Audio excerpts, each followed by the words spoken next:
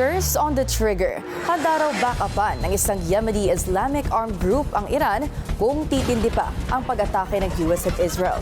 Isang buwan na ang digmaan sa gitnang silangan. Abot tanaw na ba ang pagtatapos nito sa mga susunod na araw? Alamin sa Agenda Weekend Report ni Laika Cuevas. Handa na rin daw makialam ang puwersa ng Yemeni Islamic Armed Group na Houthi Armed Forces sakaling may makisawsaw pa sa pambobomba ng US at Israel laban sa Iran at kung gamitin ang Red Sea sa mga pag-atake. The Yemeni Houthi armed forces, out of their concern for maintaining regional security and ending the aggression, affirm the following. First, the American and Israeli enemy must immediately respond to international diplomatic efforts to halt the aggression against Iran and the countries of the Axis, as it is unjust, oppressive, and unjustified, and harms stability and security at both the global and regional levels, as well as the global economy. Sa ngayon, ipinagbawal na ng Islamic Revolutionary Guard Corps ng Iran ang shipping mula at papunta sa mga bansang kaalyado ng US at Israel. Sarado raw ang Strait of Hormuz at sino mang magtatangkang dumaan, tiyak na masasaktan.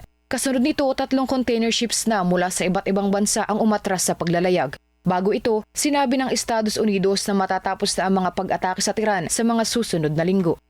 As the Department of War has consistently outlined, we are on or ahead of schedule in that operation and expect to conclude it at the appropriate time here. In a matter of weeks, not months, and the progress is going very well. Obviously, we have some work to do. We have to finish the job, and we are finishing that job.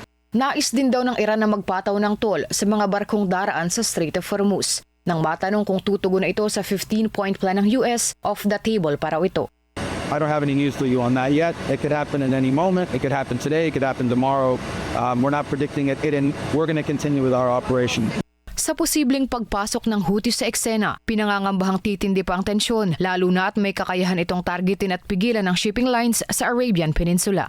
Sa ngayon, kumikilos ng United Nations para ibsan ang epekto ng sigalot hindi lang sa usaping pangkapayapaan, kundi sa humanitarian operations. Para sa Agenda Weekend, Laika Cuevas, Billionaire News Channel. Sa pinakahuling balita, naglunsad na ng ballistic missiles ang rebelling Houthi sa Israel. At banta nila, hanggat hindi nakukuha ang kanilang gusto, asahan na ang mga susunod pang pag-atake.